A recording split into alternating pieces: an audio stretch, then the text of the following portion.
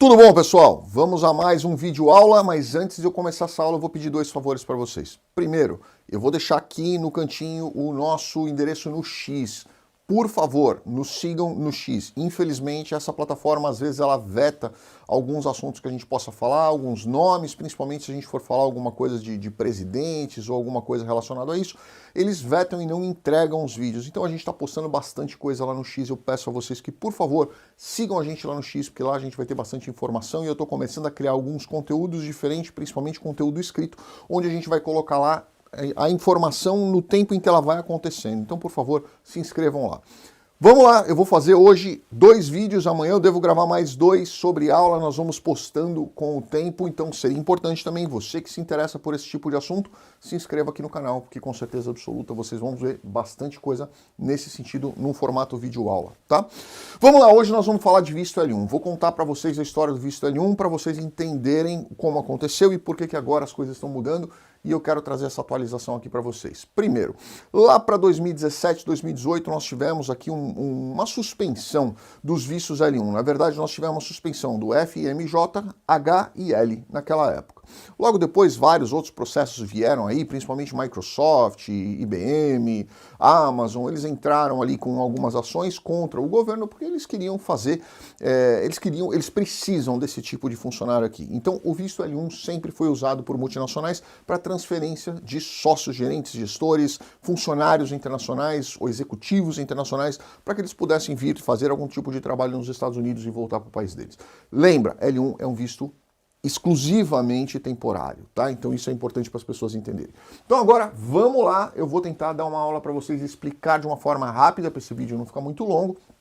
Nós vamos gravar um vídeo muito longo, fazendo um comparativo entre EB1 e EB2, que é outro tipo de visto, é uma concessão, na verdade, de Green Card, e ele é muito mais longo, mas esse aqui vai ser curto. Quem tem interesse em EB1 e EB2, se inscreve aqui, porque o vídeo vai ficar bem bacana.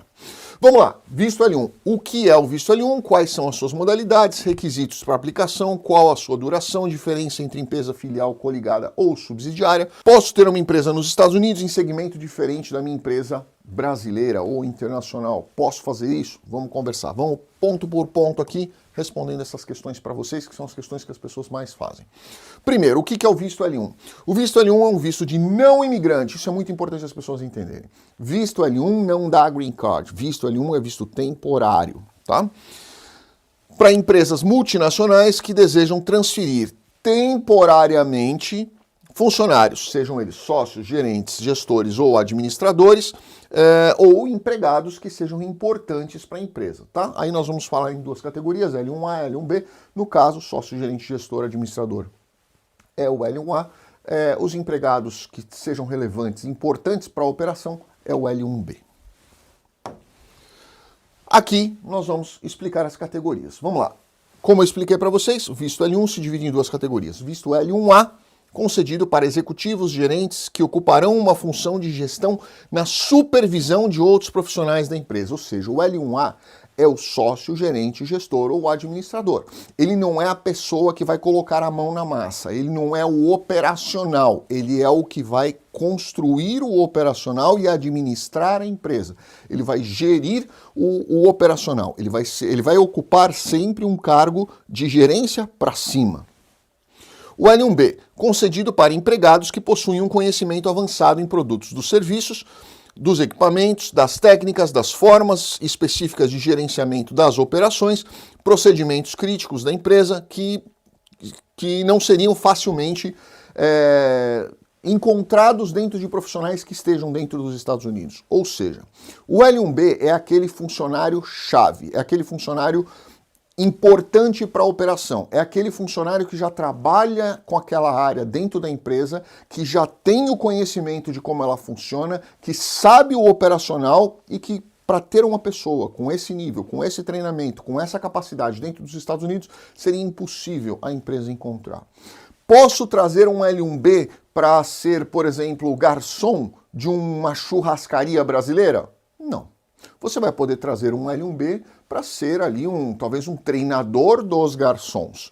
Você vai poder trazer um L1B para ser ali uma pessoa que vai ser um chefe de cozinha, por exemplo, que vai conseguir fazer pratos diferentes, principalmente típicos brasileiros. Você consegue trazer isso daqui. Mas você trazer um L1B simplesmente para ser um faxineiro do restaurante, ou para ser um passador de carne, ou para ser uma pessoa da limpeza de mesa, ou para ser uma pessoa que vai pegar ali um valet, uma pessoa que vai pegar o carro e vai estacionar, não vai conseguir, tá? E o L2, quem é o L2? É cônjuge, que seria o acompanhante, e dependentes menores de 21 anos, solteiros e não emancipados, que são cônjuge e filho. Sempre, lembra isso, cônjuge sempre tem essa denominação de acompanhante. Por quê? Porque legalmente, em alguns vistos, o acompanhante e os dependentes não têm autorização de trabalho, como, por exemplo, o visto O. O acompanhante, no caso, o cônjuge, não tem autorização de trabalho. Os filhos também não têm autorização de trabalho. Em alguns casos, o acompanhante tem, como é o caso do L1. O L1 dá ao L2, ao acompanhante, autorização de trabalho, certo? Requisitos do empregado, ou seja, quem vai ser o beneficiário. Lembra que quem aplica é a empresa, o beneficiário é o empregado.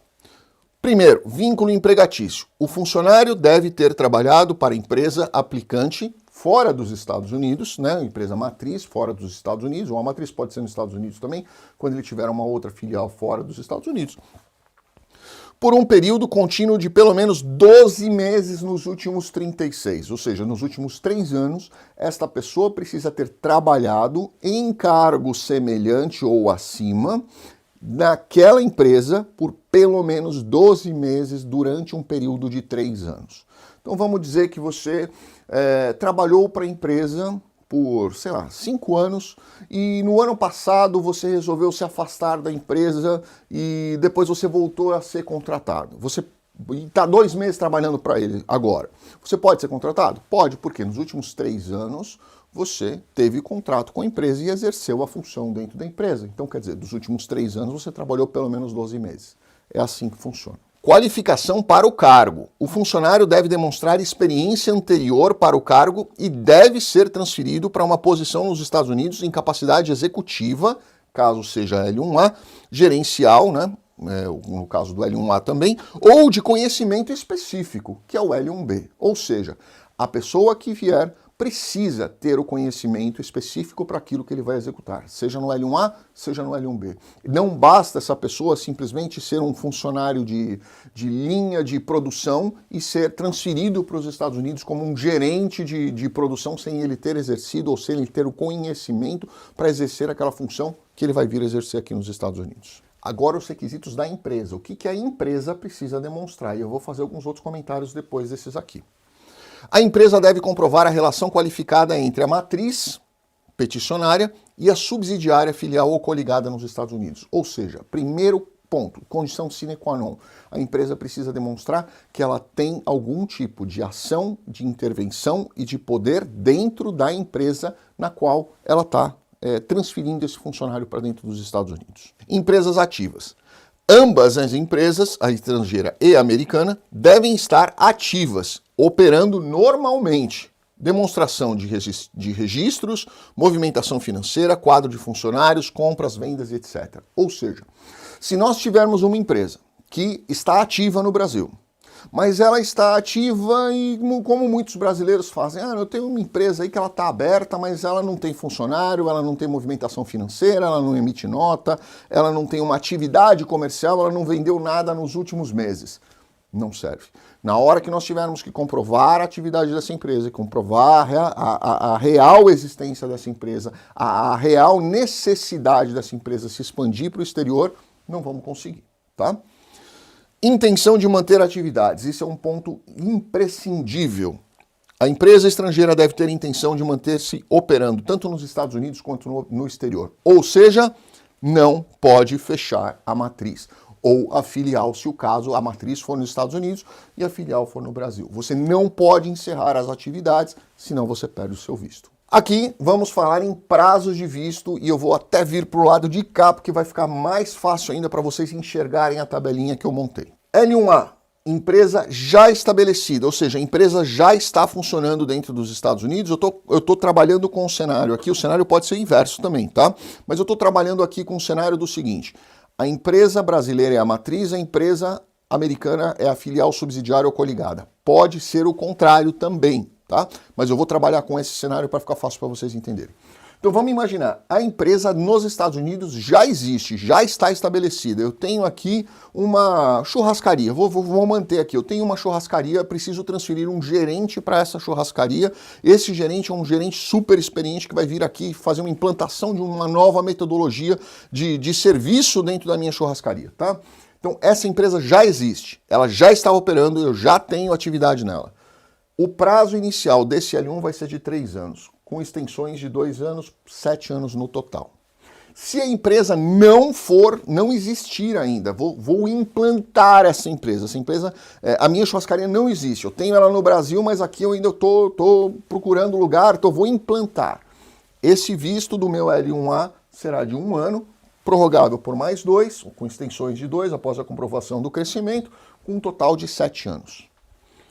L1B, a empresa já estabelecida nos Estados Unidos. 3 anos de visto, com extensões e incrementações, 5 anos no total, tá? Vocês veem que muda de L1A para L1B. Filial é a forma de expansão mais simples e menos independente do ponto de vista legal. É uma extensão física da matriz ou sede principal. Isso todo mundo sabe como funciona uma filial, é muito comum. No mundo inteiro a gente ter filiais, no Brasil é super comum. É basicamente você ter um braço da sua matriz. Ponto. Ela é totalmente dependente, totalmente vinculada, a matriz é totalmente responsável de todas as formas pela sua filial. Opera sob o mesmo nome, marca e se confunde com a personalidade da matriz. A responsabilidade é direta e ilimitada para a matriz. Subsidiária é uma empresa totalmente separada, independente legalmente, mas que é controlada por outra, ou seja, ela é totalmente independente, mas ela é controlada pela sociedade da empresa brasileira, no caso, sendo a brasileira matriz. Ela possui sua própria diretoria, registro, patrimônio e personalidade jurídica. A empresa mãe, ou controladora, no caso a matriz, detém a maioria das ações ou cotas, com direito a voto, poder de decisão e podendo ainda apontar a maioria dos administradores. Ou seja, se eu posso apontar um administrador, eu posso fazer uma transferência de um administrador, no caso, através de um L1. Como a entidade está legalmente separada, o risco da controladora é geralmente limitado ao capital que ela investiu na subsidiária. É um modelo usado por grandes multinacionais e é o que o visto L1 mais frequente se refere. Eu, particularmente, sou um dos advogados que gosta muito de aplicar através de subsidiária. Coligada é uma empresa na qual a outra empresa detém a participação relevante, mas não o poder de controle. É uma empresa parceira, onde a influência é importante, mas não determinante. A coligada se mantém na sua autonomia de gestão, mas deve seguir certas normas contábeis, como método de equivalência patrimonial, para refletir a influência em seus balanços.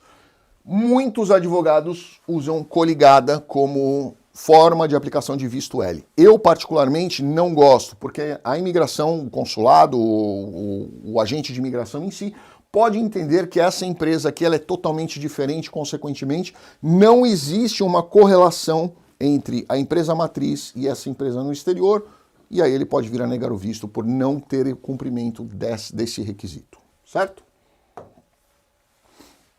Última, posso ter uma empresa nos Estados Unidos em segmento diferente da minha matriz internacional? Sim. O visto L1 ele não obriga que a empresa matriz tenha o mesmo objeto social, o mesmo ramo, a mesma atividade comercial nos Estados Unidos. Você pode ter totalmente diferentes, você pode ter uma empresa sei lá, administração patrimonial no Brasil e nos Estados Unidos você abre uma locadora de veículos, por exemplo, né? São coisas totalmente distintas, mas você pode sim fazer a transferência de um gestor, administrador, um sócio, para que ele possa fazer a implantação desse produto, desse novo projeto dentro dos Estados Unidos. E por fim, não coloquei aqui, mas quero dizer para vocês, é muito comum as pessoas utilizarem o visto L1 como um trampolim para poder ter um green card. Como vocês viram lá, 7 anos L1A, 5 anos L1B. L1B não cabe essa teoria. Alguns defendem que cabe, e eu sou um dos que defendem que não cabe. Mas você pode fazer uma petição, depois de 5 anos pelo menos, eu gosto aí de ter pelo menos 5 anos, você faz uma petição fazendo uma solicitação de EB1C, de L1 para EB1C, onde você faz a solicitação do seu green card, para você e para sua família, obviamente, beneficiários dentro de um L1, certo? Pessoal, tentei fazer um vídeo super rápido explicando o L aqui para vocês de uma forma bem simples e bem didática para vocês entenderem. O visto L1 voltou a ter aquela força que ele tinha antes, porque muitas empresas estão usando o visto L1. Acho um excelente pedido, um excelente visto, muito bacana para quem tem uma empresa no Brasil ou em outro país e quer empreender dentro dos Estados Unidos, investir em outras empresas ou até expandir a sua empresa. Visto L1 é muito bacana para isso. Deixo aqui a dica para vocês. Qualquer dúvida que vocês tiverem, deixem aqui, a gente vai tentando responder todos aqueles que eventualmente forem aparecendo aqui. Grande abraço, fiquem com Deus. Obrigado.